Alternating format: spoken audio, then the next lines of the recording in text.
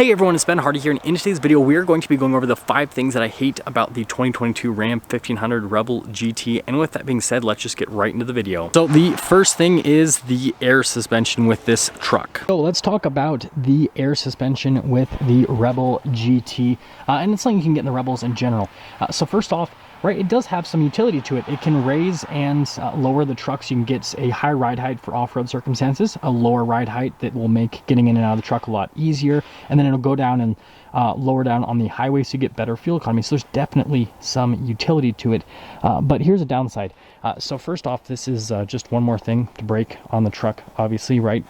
If something goes wrong with the air suspension system, pretty expensive system to replace. The other thing is, for off-road use, it's not as good as it sounds. The problem with the air suspension is when you put it in the off-road mode, you can only go so fast before it wants to lower back down. And so if you want to do anything over like 15-20 miles an hour off-road, it's going to lower down. And so you can't even use the off-road mode in a lot of off-road circumstances. So it kind of defeats that purpose. And then it's $2,000 almost as an option, so it's a pretty expensive option overall. And then the next thing is, if you want to modify this truck, if you want to lift it or anything like that, lifting a truck with air suspension is an absolute nightmare. You can do it, but it's very expensive. And so that's another thing, is like it just adds on to the cost of everything. And so overall, what I'd have to say is, don't get it. This is my opinion.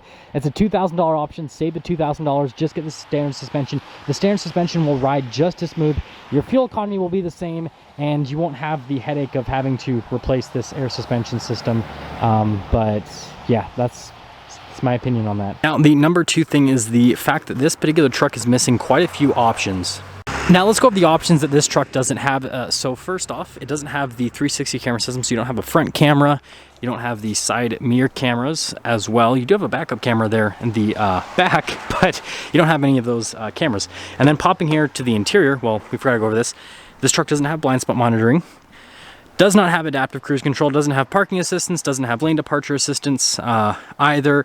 And so it's missing quite a bit of safety tech and, you know, just options in general. It does have a panoramic sunroof, which is nice. It does have the camera mirror, which is also nice. Has this beautiful interior.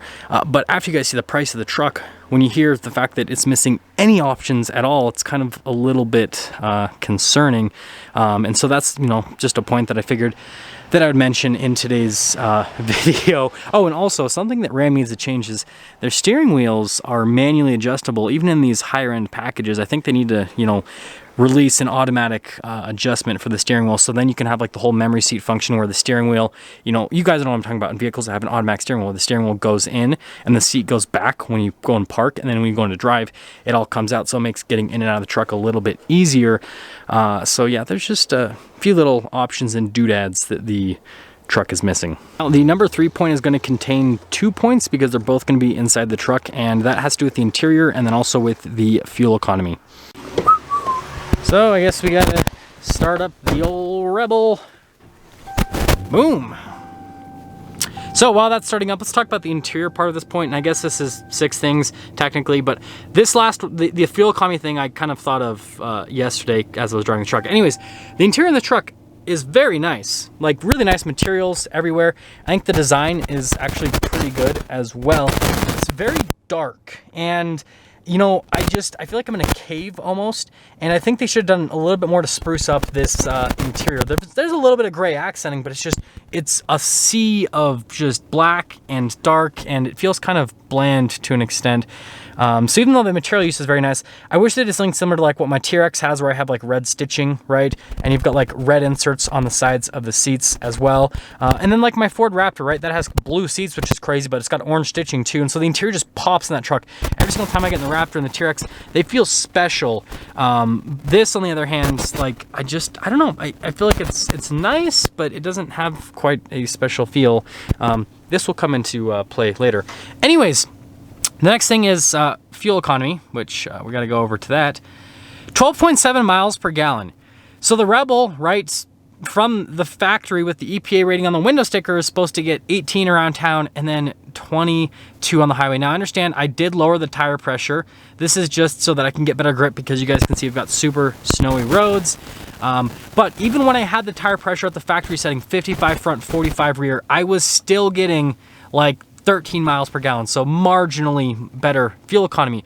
And you know, the fact that this is supposed to be, you know, the more economical Ram, right? It's supposed to get better fuel economy than the TRX, and it really doesn't, because I can get 12.7 miles per gallon in the TRX all day.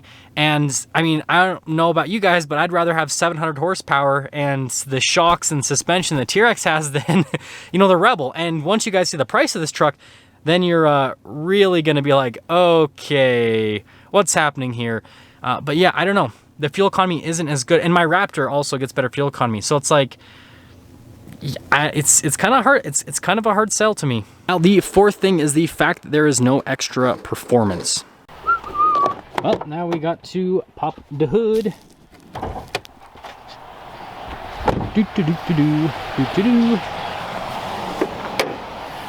Okay, so power and performance. This has the Ram airflow. It also has a cold air intake from the factory, which will, you know, slightly increase horsepower and torque and all that fun stuff. And, well, gotta close that now. There's so much snow. Popping to the back, it does also have a performance exhaust, which will, you know, apparently slightly improve horsepower and torque and all that fun stuff, which should slightly improve performance.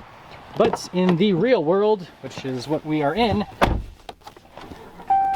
pretty sure I left the performance pages on, so it should start up. No, I did not.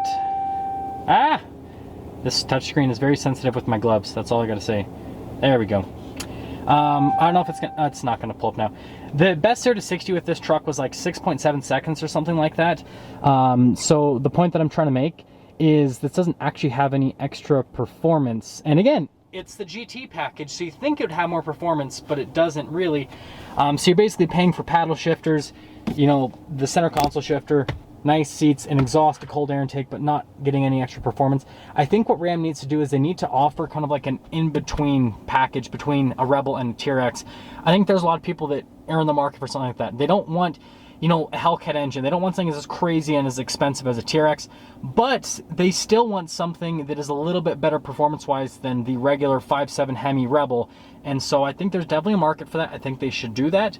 And let's take it out, drive it, so you guys can kind of see what I'm talking about. But yeah, just my opinion on that. We are going to be talking about the performance here with the GT. So first off, getting acceleration.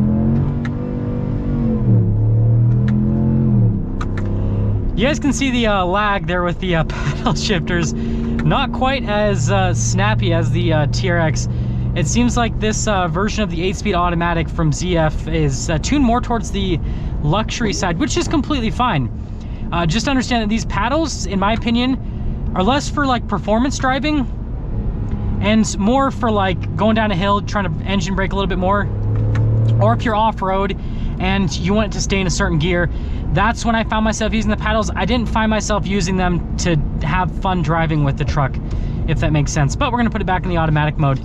But again, this is kind of like a huge thing here with the GT package, you know, kind of like a missed opportunity to an extent. Or, you know, maybe it is, you know, a step in the right direction and we can get a 1500 that has a little bit better performance. So obviously, there's a huge difference between this and a TRX from a performance and acceleration perspective, right? The TRX has those crazy shocks from Bilstein. It's got 700 horsepower from that 6.2 liter supercharged V8. Whereas this has under 400 horsepower, right? The cold air intake, the exhaust and everything might technically bump it up to just over 400 horsepower. But you know, we have like a 300 horsepower difference between both the trucks, and there's no in between. And I think that's what everyone was kind of expecting with this GT package, is everyone was thinking that Ram might do like a 6.4 Hemi Rebel, or, you know, something that would kind of bridge the gap between a regular Rebel and a TRX, right? And this truck just doesn't do that. It sounds better, right? And, you know, it technically is supposed to perform a little bit better, but I mean, it's not noticeable. Like, you can drive this back to back with a regular Rebel and, you know, you're gonna hear a little bit more noise out of the exhaust, and the intake noise is a little bit louder, but it's not gonna feel like it accelerates any quicker or anything like that. It's gonna feel the same.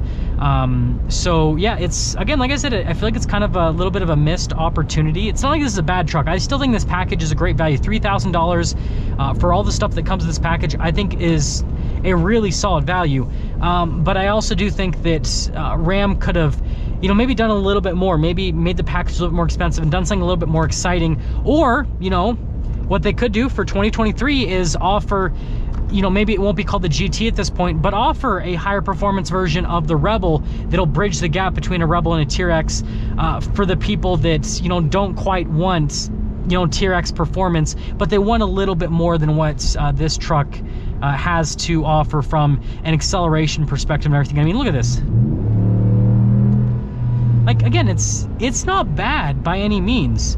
It's just, yeah, I mean, it doesn't, you know, when you hear the name Rebel GT, you think of, again, you think of like a crazy high performance, at least I do. I think of like a crazy high performance truck.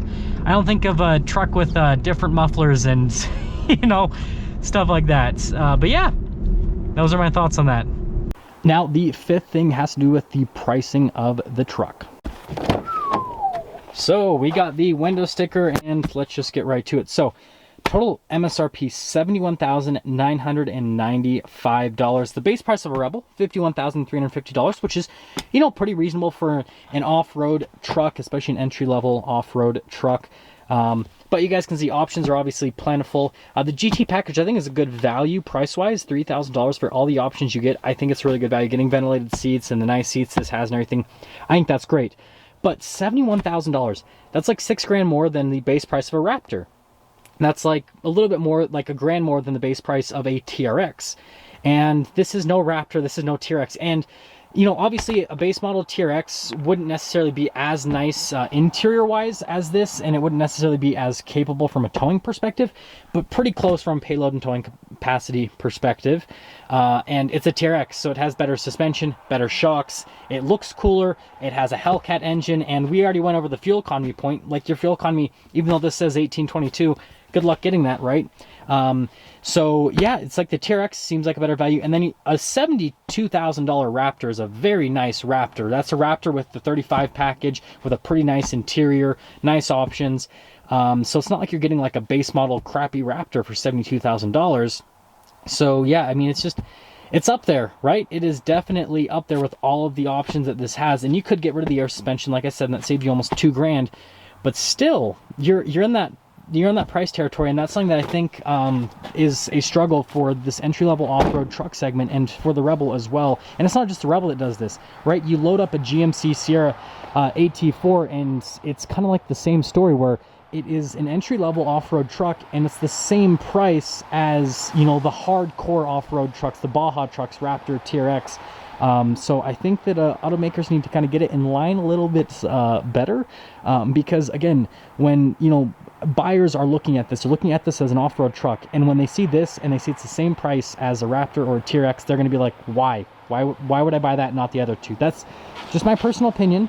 I usually don't talk about price too much, but yeah, I think that's a wee bit excessive. Now that's going to sum things up for our video on the 5 things that I hate about the 2022 Ram 1500 Rebel GT. And with all that being said, I will see all of you in that next video.